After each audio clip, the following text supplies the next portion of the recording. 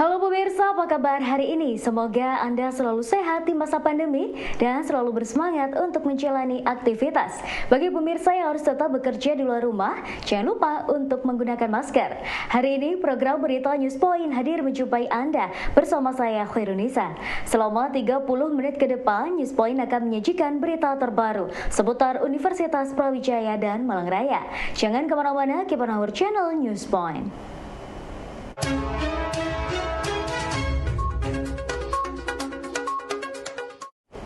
Semangat Sri Kandi Gojek atau pengemudi ojek online wanita yang sehari-hari berkecimpung di jalan menjadi salah satu spirit bagi pelaku Napaktilas Raden Wijaya UB untuk berbagi. Hal ini disampaikan langsung oleh Wakil Rektor UB, Profesor Sasmito Jati, dengan ikut memberikan bingkisan kepada pengemudi ojek online wanita. Pengemudi ojek online di Pasuruan bergembira hati karena mendapat bingkisan dari para pelari Napaktilas Raden Wijaya UB. Bingkisan ini merupakan rangkaian dari kegiatan Napaktilas yang ingin berbagi semangat dengan mereka yang sehari-hari hidup di jalanan. Supaya larinya kami bermakna, sehingga kami ingin menanam pohon di sini. Terus yang kedua, kami sangat mencintai ibu-ibu kami. Betul, kami mau nangis ini kalau ngomong ibu-ibu. Ya, karena saya punya ibu, semua punya ibu. Dan saya tahu salah satu ibu yang berjuang keras dalam kehidupannya ini ibu-ibu Gojek. Tepuk tangan untuk mereka. Kami beramal, saya yakin tidak ada artinya, tapi yang penting semangat kami bahwa kami memperhatikan ibu-ibu Gojek buat kami adalah sesuatu yang ingin kami perbuat meskipun tidak banyak. Kebun Raya Purwodadi merupakan kawasan ex situ untuk berbagai tanaman tropis. Tidak hanya sebagai kawasan pelestarian berbagai tanaman, namun juga merupakan sarana wisata edukasi bagi keluarga. General Manager Kebun Raya Purwodadi Galendra Jaya mengatakan bahwa Kebun Raya Purwodadi merupakan salah satu tempat wisata dengan hawa sejuk yang tidak kalah dengan Kota Batu. Kebun Raya ini menyediakan wisata edukasi mengenai berbagai flora yang ada di Indonesia. Kebun Raya ini adalah wilayah ex situ di mana tempat koleksi tanaman-tanaman yang sifatnya dataran rendah dan kering di seluruh Indonesia. Selain itu kita juga merupakan daerah wisata juga. Nanti jadi teman-teman kalau misalkan lagi liburan, senggang, pengen udara sejuk, selain harus jauh-jauh ke Batu, bisa mampir ke sini. Saya rasa, kenapa?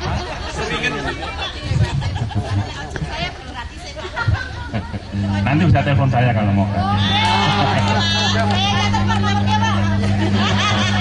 Oke, saya rasa nggak perlu lama-lama karena waktu juga matahari sudah mulai naik.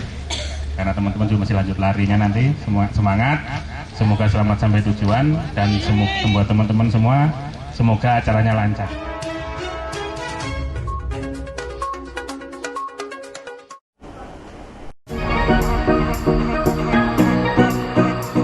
Ya pemirsa, kembali lagi bersama kami dalam program Let's Talk, masih bersama dengan Prof. Trinil. Sebetulnya memang bidang saya itu manajemen reproduksi.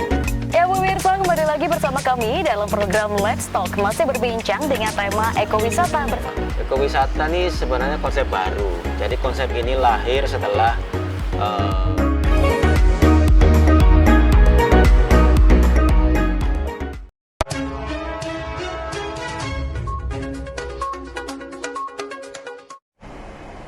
Lari estafet dalam rangka Napaktilas Raden Wijaya memiliki tujuan untuk membangun karakter UB sebagai kampus global. Inisiator lari Napaktilas, Profesor Sasmito Jati menyebutkan bahwa kegiatan ini merupakan cara yang berbeda dari UB untuk memaknai lustrum pada era PTNBH. Sebagai kampus yang menuju kelas dunia, Universitas Brawijaya diharapkan memiliki karakter yang kuat pada kancah global. Karakter inilah yang dibangun melalui pemahaman terhadap arti dari Brawijaya yang mengacu kepada Raja Brawijaya. Lari estafet dari Trowulan ini bertujuan membangun karakter tersebut. Jadi alhamdulillah kami tadi malam masuk di sini jam 9.45. Lupa berangkatnya jam berapa dari Trowulan. Jadi pada hari ini, Bapak Ibu sekalian, kami ingin belajar sebetulnya dengan sejarah Universitas Brawijaya. Universitas Brawijaya itu kan namanya Brawijaya itu kan namanya raja. Ya. Lah yang mendirikan itu Raden Wijaya, sehingga kami ingin menapak tilasi kira-kira sejarahnya gimana dengan cara berlari, dan kami beruntung ada banyak kawan yang rencananya saya tuh lari sendirian, ternyata yang mau ikut banyak. Kehadiran mahasiswa UB di 1000 desa diharapkan mampu menerapkan berbagai inovasi yang applicable dengan kondisi desa. Hal ini agar berbagai peluang dan potensi yang ada di desa dapat dimaksimalkan menjadi sarana untuk mendukung kesejahteraan warga desa. Ketua MMD UB, Dr. Sujarwo, melihat hal ini sebagai terobosan untuk membantu pemerintah desa dan warga dalam mempercepat tercapainya kesejahteraan desa. Jadi intinya kita akan mensukseskan SDGs desa, berpartisipasi dalam SDGs desa, pembangunan yang berkelanjutan di pedesaan. Sehingga kemudian dari goals yang di SDGs desa yang sebenarnya 17 di nasional internasional kemudian dikonversi ke desa menjadi 18 goals, itu kemudian ditarik temanya. Kita menemukan sekitar 4 klaster besar, terus kemudian nanti di program studi kita akan clustering juga. Kemudian dari clustering program studi itu dikuatkan kompetensi-kompetensi yang applicable di pedesaan. Ada yang pengembangan kapasitas pengelolaan pemerintahan desa, ada yang kaitannya dengan industri kreatif dan kepariwisataan di desa, ada kaitannya dengan mitigasi kebencanaan, ada kaitannya dengan perwilayahan, banyak. Jadi beberapa klaster-klaster yang akan kita susun itu nanti melibatkan ekspertis di Universitas Brawijaya untuk memberi pembekalan mahasiswa sebelum mereka turun ke desa. Pohon asoka menjadi salah satu pohon yang ditanam pada kegiatan Napaktilas Raden Wijaya. Pohon ini ditanam di Kebun Raya Purwodadi pada hari kedua Napaktilas. Lalu, apa itu pohon asoka? Pohon asoka yang bernama Latin Saraka indica merupakan pohon yang akan mengeluarkan bau harum pada malam hari pada bulan April dan Mei. Pohon ini sering diasosiasikan sebagai perlambang cinta dan kesucian. Pohon ini memiliki bunga yang tumbuh bergerombol pada cabangnya dengan benang sari mencuat seperti kembang api.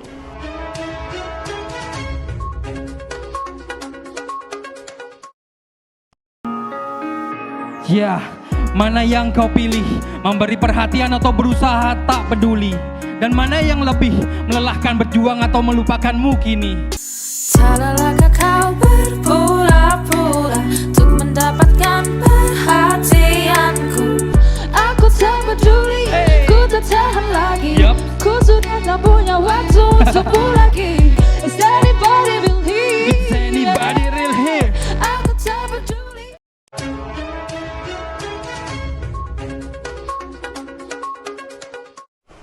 Tahukah Anda ada sebuah gerakan sosial volunteer dari anak muda generasi Z yang bergerak di bidang pendidikan anak saat ini sedang tumbuh pesat. Komunitas yang awalnya hanya untuk berbagi kuota internet pada pelajar yang kesulitan saat pandemi ini tumbuh menjadi sebuah NGO yang telah melakukan berbagai program sosial pendidikan anak. Mari kita berkenalan dengan Bagi Bacaan. CEO Bagi Bacaan, Khoritul Hayat, akan menceritakan tentang bagaimana proses kerja platform sosial ini. Banyak orang yang ngelihat nama Bagi Bacaan itu agak sedikit miskonsepsi ya, dikatakan sebagai ini bagi-bagi buku atau gimana nih. Tapi sebenarnya awal mula Bagi Bacaan didirikan latar belakangnya adalah keresahan dari teman-teman. Waktu itu pandemi kena Indonesia 2020, teman-teman yang geraknya di sosial masyarakat ini pengen tetap bisa bermanfaat. Walau ternyata dari kampus sendiri kan memang belum memperbolehkan untuk melakukan aktivitas sosial masyarakat pada saat kondisinya pandemi. Maka saat itu muncullah Bagi Bacaan ini begitu. Bagi Bacaan awal mulanya didirikan untuk membagi-bagikan kuota internet. Nah, kemudian dari situ kita mengkonsepkan, tapi ternyata berjalannya waktu, pandeminya mulai turun.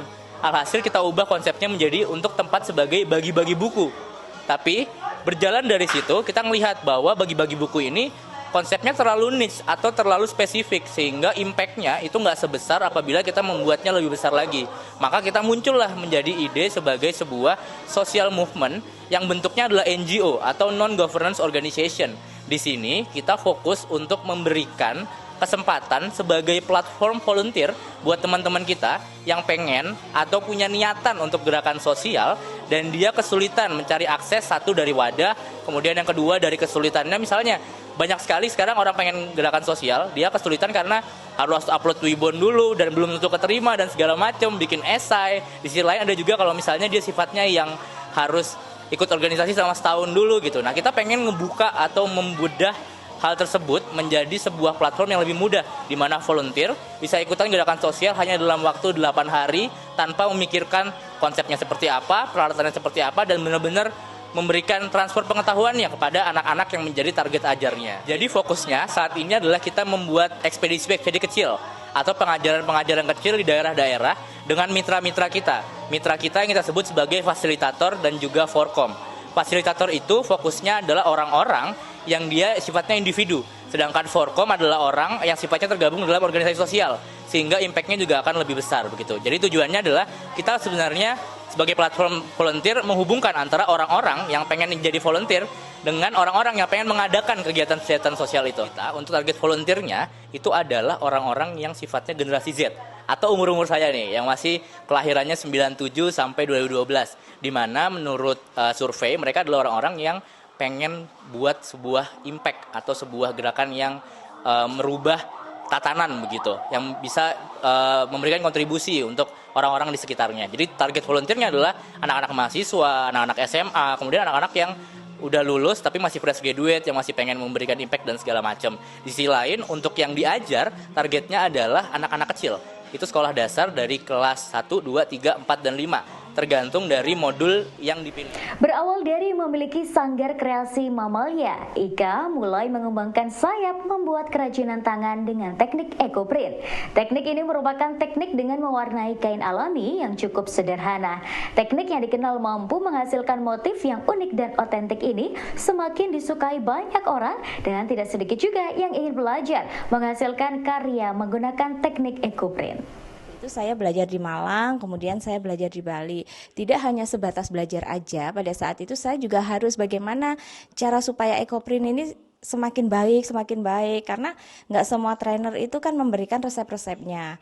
Disitulah saya semakin bersih kekeh gimana sih caranya supaya ekoprint saya ini baik. Kemudian alhamdulillah ya dengan ramuan yang saya coba, dengan ramuan yang saya bikin, saya dapat membuat suatu karya. Nah, datang dengan sendirinya karena saya kan kepinginnya inovasi tadi, berawal dari inovasi supaya lebih bagus lagi dan gimana daunnya supaya lebih tampak lagi, terciptalah seperti itu. Kemudian juga sampai bisa saya buat seperti ini wall decor satu rumah itu supaya kelihatan lebih alamnya, etniknya, kemudian dilihat itu tampil walaupun biasa tapi elegan. Nah, itulah ekoprint seperti itu. Nah, kalau untuk seperti ini biasanya cara pesannya ibu-ibu sudah memilih kainnya itu disangkar kayak tadi kan banyak kain-kain. Mbak, saya yang ini. Oke. Kemudian kita hanya mengukur LD-nya aja, berarti katakan LD-nya 95, dia mengikuti ukuran sanggar kreasi mamalia, berarti itu ukuran M. Nah, nanti setelah itu proses, jadi setelah kita potong, kemudian kita jadikan baju, ibunya datang untuk fitting. Setelah selesai, kalau ada yang kurang, kita benahi, kalau sudah pas, biasanya langsung dibawa pulang.